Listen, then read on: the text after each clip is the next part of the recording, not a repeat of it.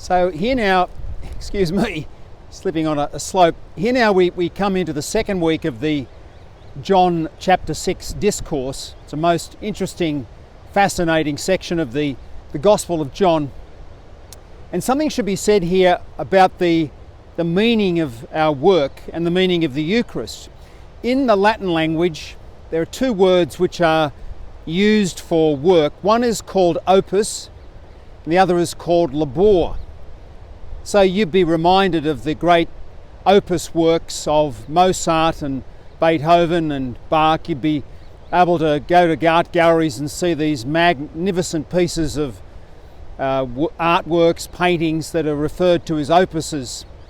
And the word itself is a very beautiful word. It means a sense of freedom, freewheeling.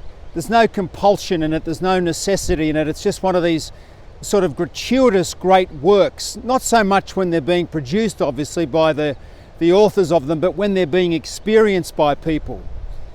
And so this word is used of the work of creation and the work of redemption. It's the great opus of God, his creative work in creating the world, totally free, freewheeling, gratuitous, not necessary at all, a sheer gift. It's a wonderful word. The other word is, of course, labor, which brings us into the experience that all of us have, that our work is a form of toil, and we have that experience.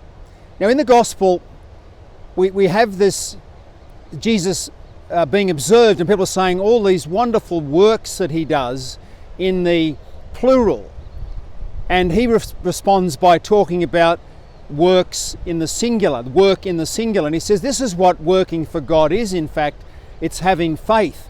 So you remind yourself in Hebrews 11, which is the great chapter in Hebrews on faith, that it says sort of remarkably and also in a chilling sort of way, it says, without faith, it's impossible to please God. Without faith, it's impossible to please God. So with faith, we can please God. And now one of the questions becomes, is it possible at times to bring those two words together, those two words for work? And it is with faith when we offer ourselves at the Mass. So take those offertory prayers. Blessed are you, Lord, God of all creation, for through your goodness we have this bread to offer, which earth has given, human hands have made. It will become for us the bread of life. It's talking about the great opus of God, his gift to us, and about the toil of human existence, the toil of work coming together to be a great offering, which then is taken, the bread and wine is taken up into Christ himself in such a fashion that it's his act of love on Calvary made present for us, and the fruit of that is his very body and blood. But of course also what's happening is it's our work that's been taken there as well. It's symbolised by that offering. Blessed are you, Lord God of all creation, through your goodness we have this bread to offer, which earth has given, human hands have made. So this is the moment when we slowly but surely begin to realise that our work, our toilsome work, which we experience every day, which exhausts us every day, can actually become, in faith, with faith, an opus with God's great opus, his great act of creation and his great act of redemption.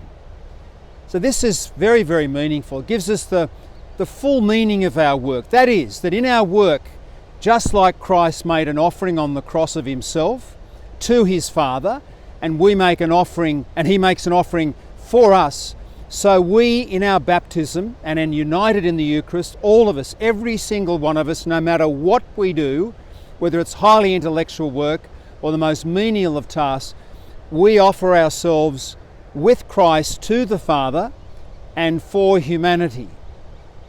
Nothing could be more meaningful. So this week is a special plug now for a deepening of our faith in the Eucharist, a deepening of our faith in the meaning of our work.